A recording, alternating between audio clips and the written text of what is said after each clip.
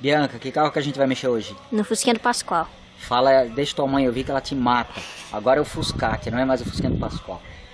A gente acaba falando Fusquinha do Pascoal porque a própria Kátia ficou ouvindo a Bianca falar mais de 1000 vezes o Fusquinha do Pascoal em 3 dias, até o dia que a gente trouxe o Fusquinha aqui para ver se ela ia gostar.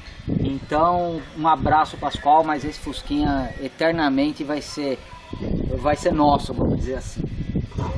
Bom, ele tá bem diferente do que no momento que a gente pegou. Vocês viram no último vídeo que o serviço aqui valeu cada minuto investido, a gente teve um resultado extraordinário, tá bom? Essa dupla carburação, do jeito que a gente instalou, a gente rodou no vídeo da semana passada, mas a gente precisa fazer pequenos acertos. O fato de ela ter segurado marcha lenta, o parafuso da mistura está relativamente correto, não significa muita coisa. A gente vai precisar garantir que vamos dizer, o vácuo nos 2 coletores esteja igual, e para isso a gente vai equalizar, tá bom? Antes da gente equalizar, mais uma observação que eu quero fazer: a gente percebeu algumas pessoas comentando: o 34 vai ficar muito grande, que não sei o que não sei o que lá. Na verdade, existe quando se trata de carburadores, existe um monte de, vamos dizer assim, de tendências aí, ou de falsas verdades, a gente pode chamar, de que a pessoa às vezes imagina, quanto maior melhor, quanto mais arrombado o giclê, mais vai andar e mais vai beber, quanto maior o carburador, mais o carro vai beber. E na verdade o motor, ele não enxerga o carburador, ele enxerga uma mistura de ar e combustível que chega dentro da câmara de combustão. Ele não sabe o carburador que existe ali. O que vai determinar a rotação do motor, o torque, a potência, é a quantidade de mistura que ele consegue admitir num determinado momento, tá? Então, quanto mais, vamos dizer, preciso e mais versátil for o carburador, melhor você consegue controlar isso. Então, a gente já pode partir do primeiro princípio, que um carburador maior não significa necessariamente, na verdade, não significa mesmo um maior consumo. Uma coisa não está relacionada à outra. Um maior consumo você vai ter quando você tem um carburador desregulado, um ponto de ignição desajustado, algum problema no motor. Com tudo perfeitamente regulado, o motor não mudou fisicamente. Eventualmente a gente pode ter aqui por exemplo, uma diferença no consumo, talvez para menor, por conta do escapamento, por conta dos balancins. A questão é que a teoria pode ser essa, mas na prática a gente vai ficar querendo acelerar, querendo ver o potencial do motor. E isso, o nosso, vamos dizer, o nosso comportamento na hora de dirigir o carro é o que vai influenciar de fato aí no consumo. De qualquer forma, a gente tem aqui, contrariando aquela ideia, a primeira ideia popular é que quanto maior, melhor. Então o que as pessoas costumavam, vamos dizer assim, arrombar? O Venturi. Eu estou usando um Venturi 24, não, vamos fazer um 25, vamos fazer um 26. O que acontece? Você perde o sinal de vácuo e você deixa de ter aquela transição tão necessária quando você acabou os furos de progressão. Eu já tenho isso explicado em vários vídeos. Quando você acabou, vamos dizer, você está usando todo o potencial dos furos de progressão, o último furo de progressão, o sinal de vácuo está tentando puxar combustível do difusor aqui, que fica no meio do Venturi, esperando que ele comece a atomizar o combustível pelo circuito principal, e ele não vem, tá? E por que ele não vem? Porque quando você aumenta, por exemplo, do 24 para o 25 ou para o 26, você atrasa a entrada em ação do circuito principal. Aí o cara primeiro faz essa modificação. O carro tá esquisito, tá sem torque. Agora eu vou fazer o quê? Eu vou aumentar o giclê. Aí ele aumenta o giclê principal, porque ele cria uma situação, ele tenta corrigir vamos dizer, uma falha no acerto com outra. Ele coloca um giclê enorme para tentar fazer quase que o giclê gotejar antes da hora no circuito principal, e aí você acaba tendo um consumo maior. Então aqui na verdade não existe segredo, tá? O que a gente está usando: um difusor 24, o giclê de lenta eu tinha começado com 57, mas depois a gente baixou para o 52, porque eu percebi que o 57 estava excessivo, mas não teve, na verdade, foi sensibilidade, não teve um efeito no funcionamento do motor que me determinasse isso. Eu percebi que o parafuso da mistura, até com meia volta aberto, ele funcionava, então eu achei que ele estava muito fechado para estar funcionando. Segundo o manual antigo que eu tenho da Solex aí, se você está com o giclê de lenta ideal para uma determinada aplicação, o parafuso da mistura pode ficar algo entre 2 voltas e meia e 3 voltas e meia aberto. Se ele tiver mais aberto do que isso, talvez o teu giclê de lenta esteja pequeno. Se ele tiver menos, mais fechado do que 2 voltas e meio, você tem que considerar que ele pode estar muito grande. Tudo isso, toda essa teoria, ela vale a partir do momento que o teu nível da boia está perfeitamente ajustado, teu ponto de ignição está perfeito, você já fez todos os outros ajustes. Por isso que aqui a gente começou regulando válvulas, depois a gente já partiu para ignição, porque a gente estava montando o motor, e agora chegou o momento do carburador. Não adianta você prestar atenção no que eu estou falando e desligar o computador e sair mexendo no seu carburador se você não souber como estão as válvulas ou como é que estão as velas, o ponto de ignição. Carburador é a última coisa, válvula, ignição, por último carburador. Ponto de partida do carburador, no caso aqui, nível da boia. O nível da boia é o principal responsável pelo consumo, tá? Então a modificação que a gente fez aqui, eu estou com o Venturi 24, giclê principal 157,5, ar 130, lenta eu baixei para 52, injetor 60. E a diferença principal aqui, a nossa base aumentou de diâmetro. Qual que é a ideia quando você aumenta o diâmetro da base? Aonde ela vai influenciar?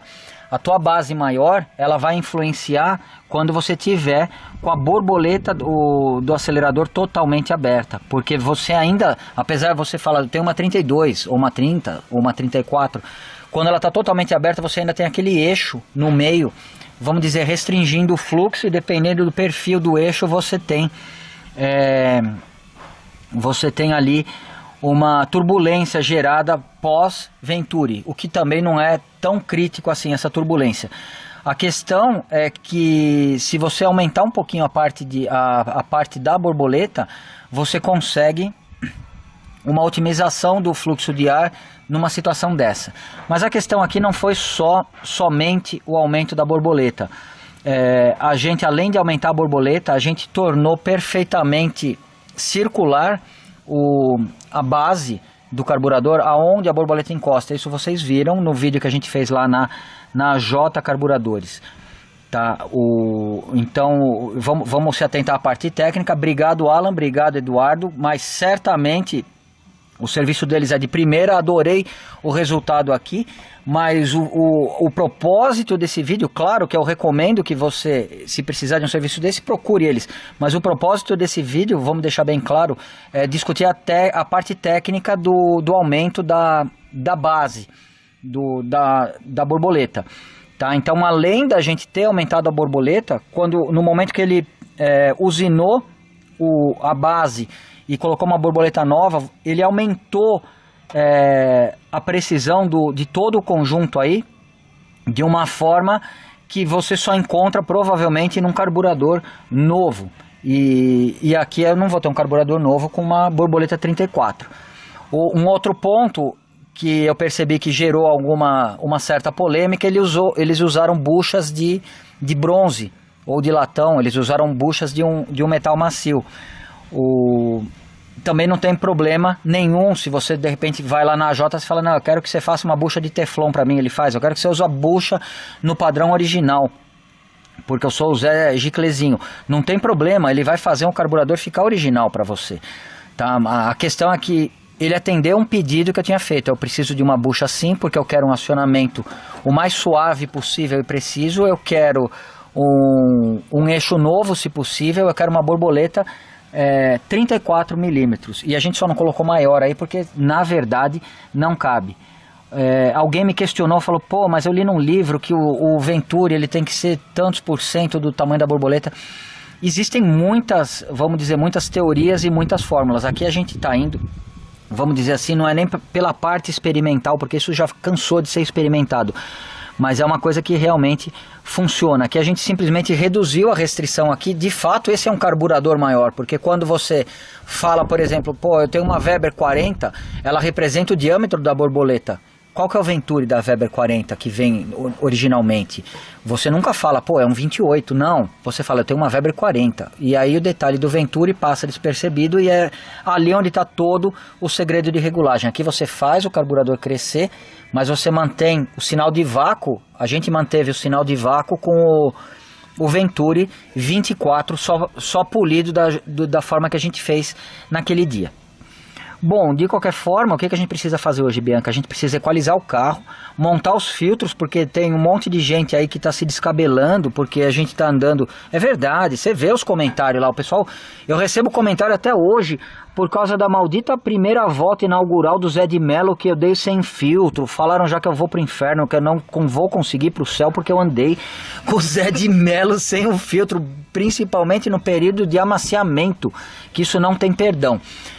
De qualquer forma, a novidade é que a gente já andou 10 dias com o Fusquinha da Kátia sem o filtro, tá? Então, já que eu sou um condenado, já tá feito o negócio. Mas de qualquer forma, a gente tá com um filtro aí que a gente vai usar. Mas por que eu não coloquei o filtro ainda? Porque a gente vai fazer a equalização, tá? Quando vocês viram a gente fazendo a equalização no carro do Thiago... Ô, Thiago, tá na hora de você passar aqui, viu, rapaz? A gente soltou... essa mangueira, na verdade eu coloquei aqui o coletor com a mangueira voltada para fora, simplesmente para minha conveniência, porque eu acho mais fácil. Coloquei uma mangueira mais comprida, a mangueira está dando a volta ali por trás, então a mangueira, você pode soltar essa mangueira, soltar do lado de lá, você pode assistir o vídeo onde a gente equalizou a dupla do Thiago com a mangueira. Tinha 2 giclês, um pouco de fluido de freio ou fluido de direção hidráulica dentro da mangueira, tá? E é isso que a gente vai fazer, Bianca, hoje? Não. Tá, e por que não? Porque hoje a gente vai usar uma outra técnica. E por que uma outra técnica? Porque aqui a gente tem a conveniência de estar com esse tubo equalizador. Aqui nesse Puma, aqui a gente não tem absolutamente nada. Vocês já viram esse Puma, um abraço, Paulo. E ele tem um coletor original do Puma. E o coletor original do Puma não tem esse tubo, nem aqui desse lado e nem do outro. É um coletor de alumínio maravilhoso, tá? Vamos fechar aqui, Bianca. Pode mostrar o Puma, que as pessoas já viram mesmo. Olha que maravilha. Tá guardadinho aqui. Tá, então aqui também você não teria condições de usar mangueira. E o Paulo falou: pô, Tonela, eu quero que você equaliza pra mim. Você precisa equalizar meu carburador. Eu falei, eu vou equalizar. Ele pensou até em trocar o coletor de admissão, porque ele achou que não tinha furo. Mas a gente usou um outro recurso aí, porque tem situações igual esse Puma e esse outro carro aqui também não tem como você ligar. Aqui numa situação dessas, ó, você também não tem um tubo equalizador nesses coletores aqui. Então aqui, no caso de você usar uma dupla Weber, você também não tem como usar aquela mangueirinha. Então a gente não vai mais usar a mangueirinha de pedreiro. Bom, mais uma vez eu vou recapitular com vocês. Eu não vou ficar falando sobre banalidades do carburador, que número que é o melhor aqui, simplesmente porque a gente vai além.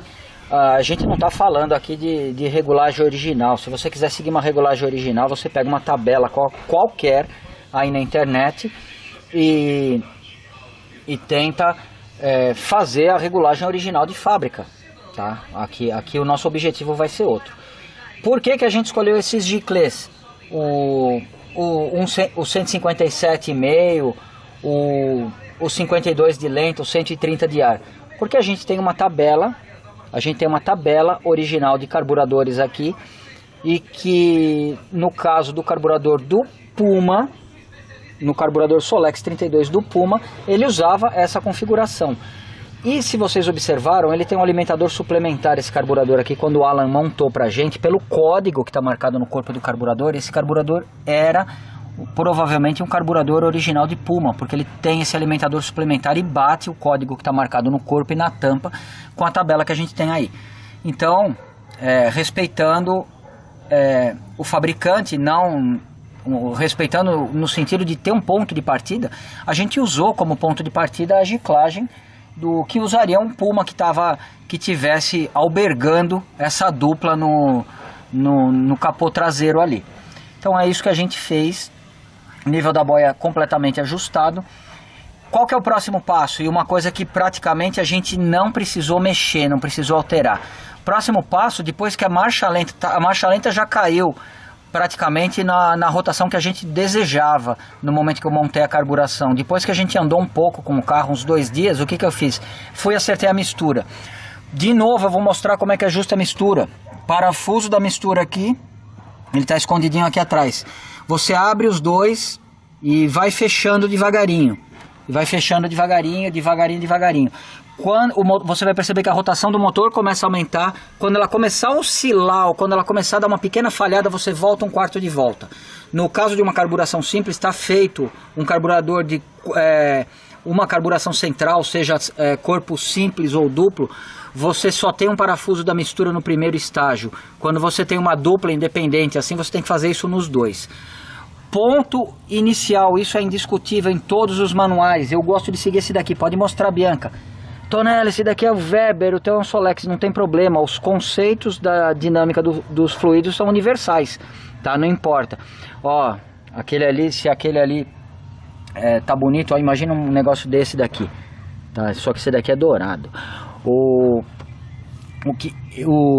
que a gente vai fazer aqui e o que tanto esse manual quanto o manual da Solex determinam. Quando você tem múltiplos carburadores, para isso o pré-requisito é que as borboletas estejam precisas, em perfeito estado.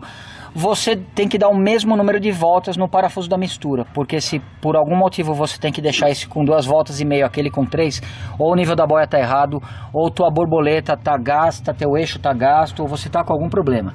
Então aqui, como a gente tem um ponto de partida, vamos dizer, seguro, que são as boias bem ajustadas, as bases com borboletas novas e acionamento preciso, então a gente tem que garantir que tem o mesmo número de voltas na mistura desse lado, tem que ter daquele lado. Isso a gente já fez, para isso você não precisa de ferramenta nenhuma. Próximo passo e próxima coisa que a gente vai ajustar é se existe uma diferença de vácuo desse carburador para aquele. A gente já deu uma pequena aquecidinha no motor, no lugar de usar aquela mangueira, apesar da mangueira ser bastante conveniente, caso você não tenha outro recurso, e eu confesso que eu usei ela por mais de 20 anos, e ela sempre me atendeu perfeitamente. Hoje a gente tem uma ferramenta um pouco melhor, que ela serve para sincronizar uma dupla carburação, uma múltipla carburação. Simplesmente isso daqui vai mostrar o vácuo que cada, vamos dizer assim, boca do carburador tá gerando, tá? E esse vácuo ele vai depender do que? Ele vai depender de 2 coisas principais, várias na verdade, tá? Mas regulagem de válvulas, ponto de ignição, compressão dos cilindros, tem que estar tudo por igual. Mas aqui na parte que é o que a gente vai regular, que são os carburadores, ela depende de 2 pontos principais. Primeiro, o parafuso da mistura, tá? Que a gente já regulou a mistura da forma que a gente conseguiu. E segundo, o batente da borboleta. Enquanto o parafuso da mistura você tem o número de voltas que você pode dar para tentar manter igual, aqui não é visual o quanto de volta você consegue dar. Ainda que você consiga encostar o parafuso e afastar ou aproximar o bracinho aqui, sempre vai existir uma diferença, até na própria construção dessas alavanquinhas aqui. Então, para isso, a gente vai montar o equalizador aqui. E para que eu consiga montar, eu estou adaptando aqui essa mangueira que eu cortei, tá? Deixa eu encaixar ela direitinho. Já encaixei a mangueira. O que significa essa escala? Essa escala ela tem uma série de números aqui que ela vai indicar o vácuo relativo de cada carburador. Não existe um número ideal. Pô, o meu tá com 2 toneladas, por que o teu ficou com 3? Não importa o número, o que importa é que todos estejam iguais no seu motor. O meu motor não precisa ser igual ao seu, não precisa ser igual ao do Paulo e assim por diante. Cada motor vai dar um valor diferente. O que é importante é você fazer com que os dois fiquem iguais. Então vamos imaginar a seguinte situação. Esse daqui, vamos dizer que ele esteja com um vácuo maior, vamos dizer que ele esteja com 5, tá? E aqui ele esteja com 4. O que eu posso fazer? Se esse está com mais vácuo, significa que aqui o batente da borboleta está mais aberto. Eu posso desacelerar esse ou eu posso acelerar aquele. Como que você vai tomar essa decisão? Vai depender da marcha lenta atual do teu motor. Você fala, pô, minha marcha lenta está perfeita, eu não quero alterar nada. Aí você diminui 1/4 de volta que seja desse lado, para ver se equaliza, ainda que ele não tenha chegado no mesmo valor daquele, você vai e aumenta aquele 1/4 de volta, para não perder a marcha lenta. Não, minha marcha lenta está muito alta. Aí você pega só o valor que está mais alto e abaixa e fecha um pouquinho a borboleta. Não, minha marcha lenta está baixa, está oscilando. Você pode ir só do outro lado e aumentar. Tá? Então você tem várias, vamos dizer, formas de você fazer isso. Primeira coisa, parafuso da mistura. Os dois já estão na mesma posição. Segunda coisa, você vai soltar as varetas de acionamento, porque a gente usou o olhômetro, mas a gente não tem certeza se ficou bom. Então agora eu vou dar a partida e a gente vai colocar o vacômetro ali em cima. Tá ligado, um pouquinho perturbado, tá? Mas já tá quente. Então agora a gente vai colocar o vacômetro aqui no carburador. Ele tá marcando entre o 7 e quase que o 8, o próximo risquinho, tá? Ou seja, eu considero que ele tá com 8, com 7,5, vamos dizer. Agora a gente vai colocar no outro. Olha aí, esse daí ele tá com 7, ele não tá nem com 7,5, ou seja, ele tá, esse carburador, ele tá mais, vamos dizer assim, fechada a borboleta do que do lado de lá. Agora o que eu vou fazer? Eu vou acelerar esse daí um pouquinho. A Bianca tá mostrando aí, na hora que eu estiver girando aqui o batente da borboleta, provavelmente aqui vai subir. Fica mostrando aí, Bianca.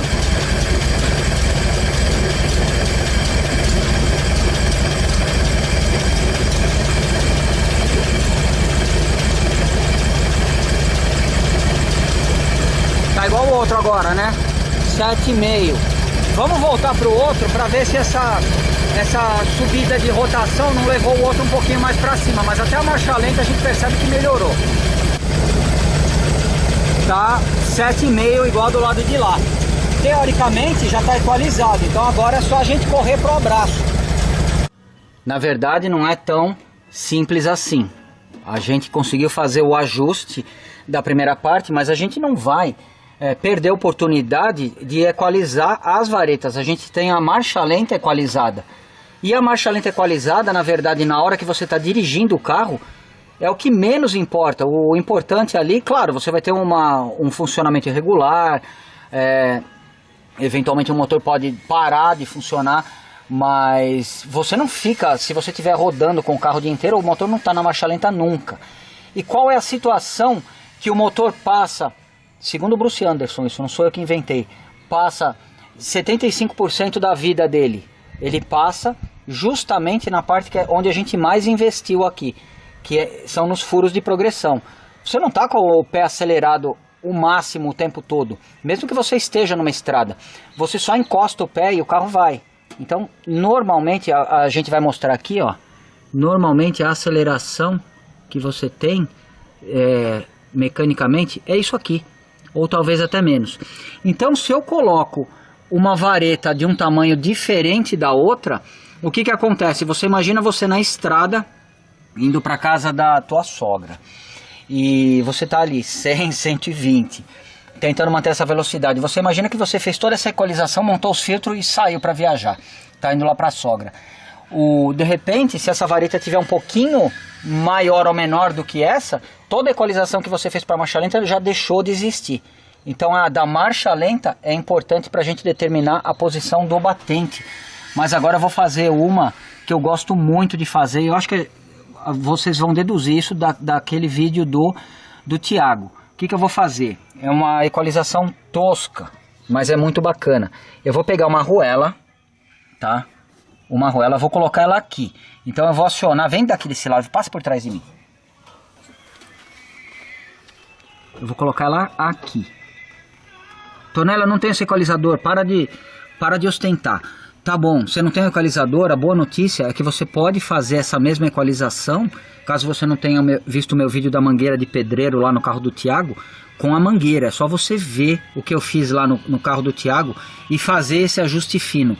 Porque essa posição em particular é quando a borboleta tá... não adianta toda a precisão que o Alan colocou aí na usinagem dele e de repente você manter uma borboleta fechando o primeiro furo de progressão e a outra tá fechando ele pela metade. Então a gente faz essa regulagem aqui. O que a gente fez com isso? A gente deixou essa borboleta parcialmente aberta. E por que só um pouquinho? Porque normalmente quando você está numa estrada a posição que você vai segurar o acelerador. Então agora eu vou encaixar isso daqui aqui. De novo, a gente vai ligar o motor e eu vou medir o vácuo desse lado aqui.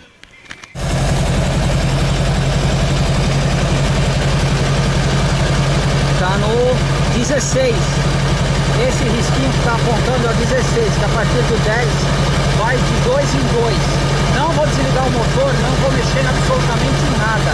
Eu não vou tirar a arruela de lá, não vou calçar o outro lado também. E a gente vai medir do outro lado. Já coloquei a mangueira aqui. E vamos lá, tem que dar 16. Nossa, tá muito fora. Bianca, abaixa aqui, mostra aqui. Aqui eu não vou colocar uma arruela. Afasta um pouco, vem aqui. Ali onde a Bianca mostrou, eu não vou colocar uma arruela. Aquela arruela é simplesmente uma referência para aquele carburador. Eu tenho impressão, tenho certeza que a minha vareta está invertida em relação àquela. O motivo eu não sei, porque a única posição que deu para montar é essa, mas normalmente a regulagem fica do lado esquerdo, a minha está do lado direito. Então você vai colocar a arruela calçando a tua vareta fixa, para você conseguir regular o vácuo na tua vareta móvel. Então agora na vareta móvel a gente vai girando até dar 16 ali. Vamos lá, Bianca, mostra ali.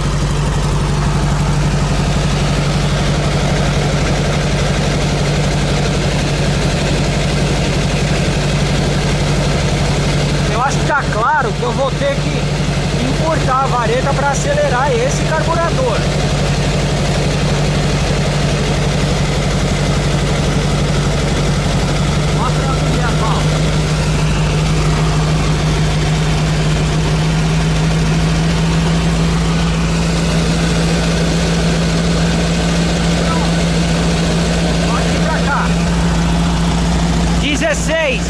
Aqui em cima, tô acelerando.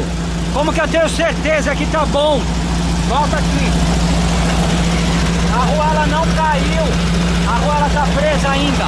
Então eu tô na regulagem ideal. Agora eu vou desligar o motor. Bom, sem o motor funcionando é muito mais fácil, porque ele faz um barulho infernal. Eu espero que tenha dado para entender o que eu falei. A gente calçou com a arruela aqui. Aqui tinha dado 16. E o que a gente fez? A gente não usou a arruela aqui, a gente fez ele chegar nos 16 simplesmente puxando a vareta, encolhendo a vareta o máximo que a gente pôde. Agora eu giro a porquinha tanto desse lado quanto desse. Vou usar, cuidado aí, vou usar uma ferramentinha aqui, ó, como diria a Bianca. Vou usar uma ferramentinha, apertar a contraporca, tanto de um lado quanto do outro. Peraí, que essa aqui eu sempre me atrapalho. Esse aqui é o contrário. Apertar a contraporca tanto de um lado quanto do outro. Por que eu estou fazendo tudo isso?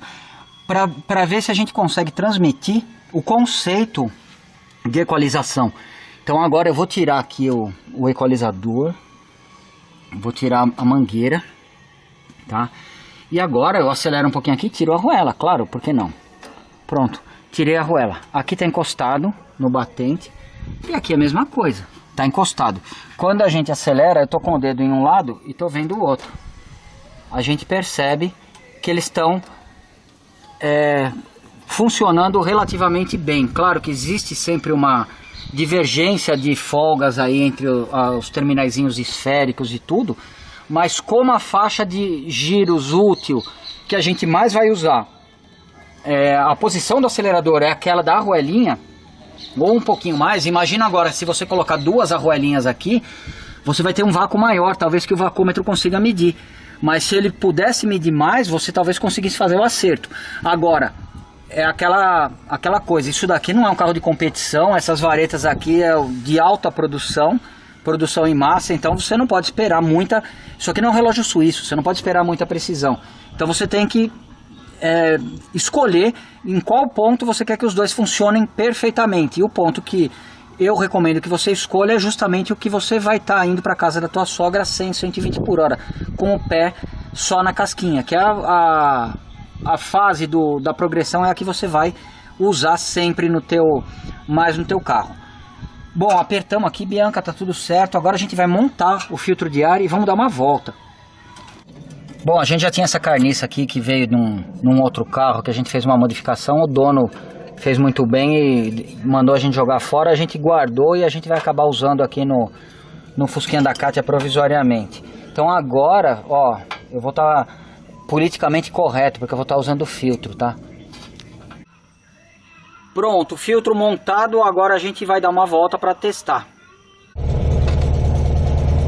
Bom, estamos aqui na pista de teste, o motorzinho já está quente e a gente vai poder ver o resultado da modificação que a gente fez. Marcha lenta está perfeita. A primeira coisa que a gente vai observar é se existe a progressão na aceleração, ó. Quase sem encostar o pé, ó. Ó, bem devagarinho. Então você pode dar esse carro para sua avó, se ela quiser ir na feira comprar alguma coisa, ó.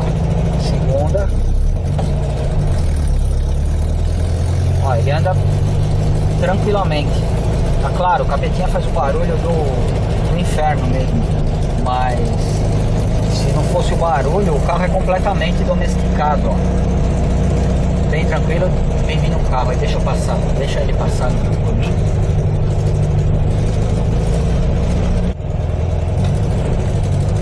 Então o Fusquinha ele tem condições de andar devagar com toda a progressão para você usar o carro no dia a dia.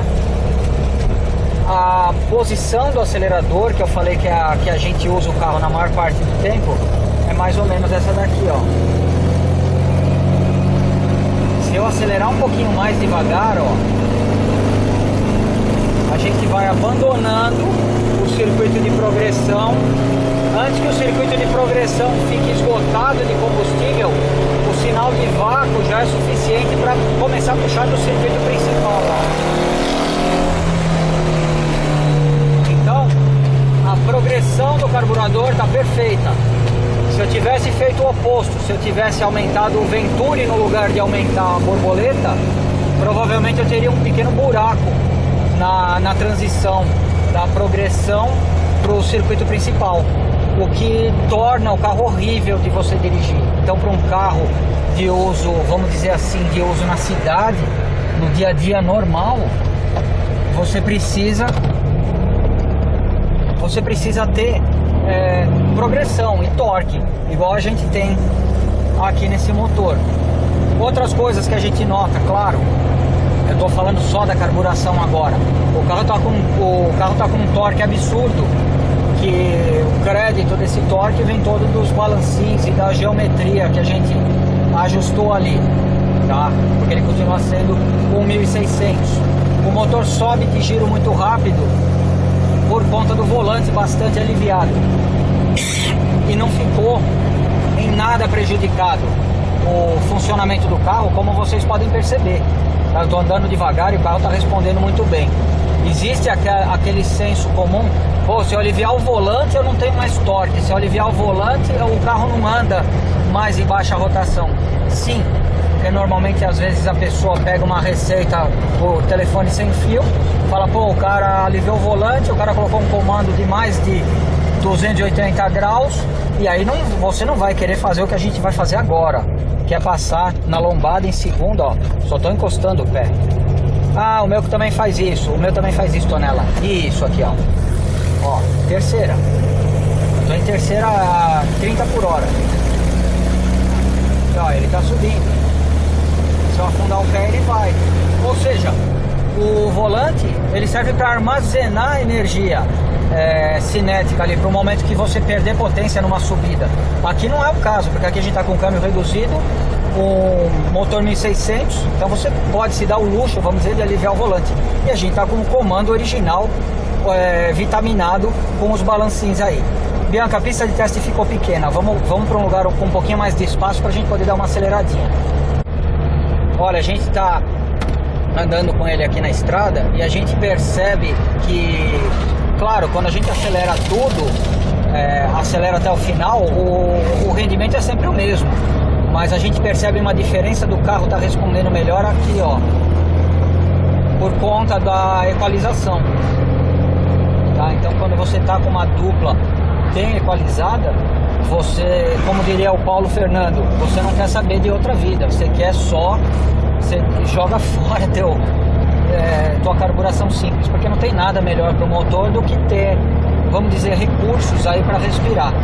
E certamente, se você seguir as diretrizes aí que a gente deu, nível da boia, giclagem consciente, não no olhômetro, não no achômetro, você vai conseguir aí uma média de consumo com uma dupla menor até do que com o carburador simples.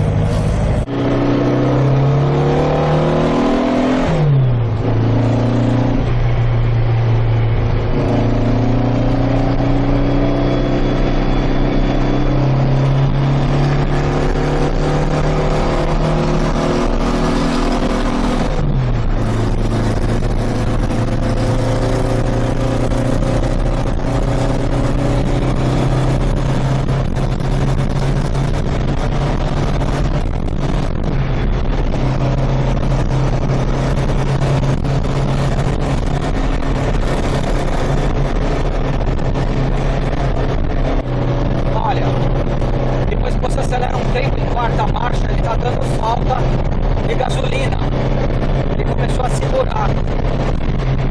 Isso pode ser várias coisas, pode ser o curso do pino de acionamento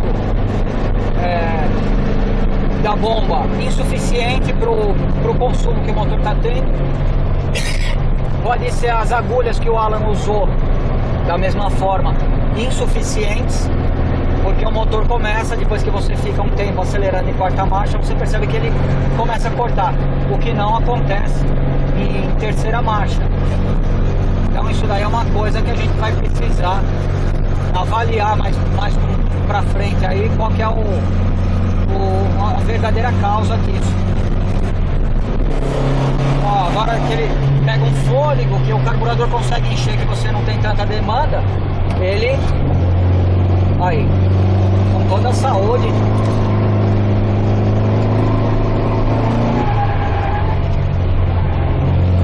Com toda a saúde que deveria ter.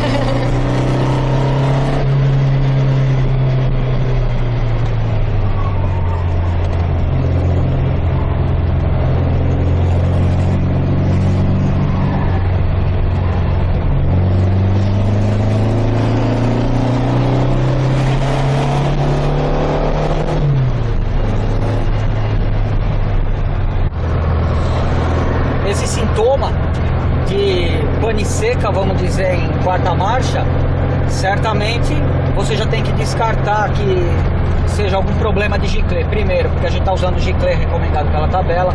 Nível da boia também você pode descartar, porque você está com o nível da boia original. Então, talvez em quarta marcha, como a gente está com os balancinhos, como a gente está com todo esse conjunto de coisas, o que passa a ser uma restrição? A agulha de entrada de combustível, ela representa uma restrição e eventualmente a vazão da bomba. Mas isso daí também a gente não tem muita pressa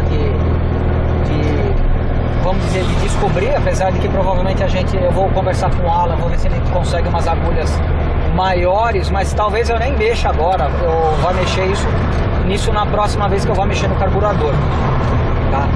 Mas certamente esse sintoma ele está vinculado aí na parte de alimentação e não na parte de calibragem.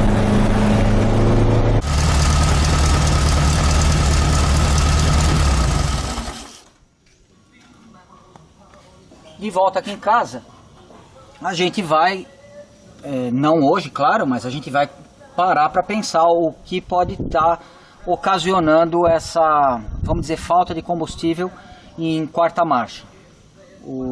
Pô, Tonela, por que não acontece em terceira? Por que não acontece em segunda? Porque cada marcha que você coloca no carro, a carga mecânica aumenta para o motor, ele está fazendo mais esforço. Então, na mesma rotação, quando você está acelerando em terceira, por exemplo, ele acaba fazendo mais força do que se ele tivesse em segunda, imaginando a mesma situação de vento, de plano e assim por diante, porque a relação mais longa do câmbio vai exigindo mais do motor e o consumo específico vai aumentando. Então não é comum, tá? Mas eventualmente isso pode acontecer e você percebe sempre na última marcha ou quando você mantém aí uma alta carga por um bom tempo. Andando, a gente já andou bastante com ele e em momento nenhum a gente tinha tido essa falha. Então a gente considera que o problema ou está na parte, não de calibragem, eu repito, ou está na parte de alimentação, ou está na agulha ali que eventualmente possa estar restringindo a vazão de combustível que em quarta marcha passa a ser exigido ao extremo. Mas eu já percebi aqui que eu fiz uma coisa de debilóide aqui, olha, eu montei esse filtrinho pequeno e eu estava comentando com a Bianca que o filtrinho pequeno poderia representar uma restrição, mas se você monta, aproxima, Bianca, se você monta ele invertido, igual eu montei, ó, aí sem dúvida ele provavelmente vai atuar como uma restrição de verdade, tá? Então a gente vai virar esse filtrinho e ver se melhora. Se não melhorar, próximo passo, isso pela lei do mínimo esforço, tá? Pelo próximo passo a gente faz o que? A gente coloca um filtro no tamanho normal, porque eu não deveria ter inventado um filtrinho tão pequeno que possa estar restringindo. Em relação ao pino, a Bianca me lembrou que a gente tinha conferido isso daqui quando eu troquei a bomba. Então a gente descarta essa possibilidade. Tentar consertar essa falta de combustível aumentando a pressão da bomba é colocar um defeito no carro para tentar camuflar outro, e não é esse o propósito. Se a gente aumentar a pressão da bomba, vão mudar todos os parâmetros ali de regulagem da boia, e aí você vai ter o excesso de combustível também. Então a regulagem do pino aqui é primordial para que você consiga fazer um acerto bacana da carburação. Então a gente finaliza considerando que esse daqui provavelmente é o principal culpado, tá? A gente vai apostar primeiro aqui porque dá menos trabalho desinverter isso, tá? Deveria ter vergonha de estar mostrando isso, mas a gente mostra tudo. A gente vai desinverter, e não hoje ou nem amanhã, mas quando a gente tiver na mesma situação, a gente vai ver se a falta continua. Se a falta continuar, eu vou usar o maior. Se mesmo assim continuar, eu aciono o Alan e explico para ele conseguir algumas agulhas aí com um diâmetro maior, porque a gente vai ter que manter a pressão, mas aumentar o volume de entrada dentro do carburador, porque se for esse o caso, provavelmente os valores estão muito próximos ali. A soma do suplementar com o consumo pelo giclê principal, pela vazão que está dando ali na agulha. Tá joia? Muito obrigado por verem os nossos vídeos. Espero que a parte de carburação a gente consiga com o tempo tornar menos um bicho de sete cabeças, ou menos uma coisa, um segredo para poucos aí, porque simplesmente a parte, vamos dizer, da dinâmica e a parte da física básica envolvida, se você entender os princípios, acaba sendo muitas vezes aí quase que intuitivo. E certamente você conhecendo problemas de diagnóstico, igual a gente está tendo a oportunidade de apresentar aqui, o das varetas, é claro, a gente tinha planejado de mostrar equalização e tudo, mas de falta de combustível foi uma coisa que a gente não imaginava que ia acontecer, porque até então não tinha acontecido. Se você gostou do vídeo, dá um joinha aí pra nós. Muito obrigado por assistir, até semana que vem.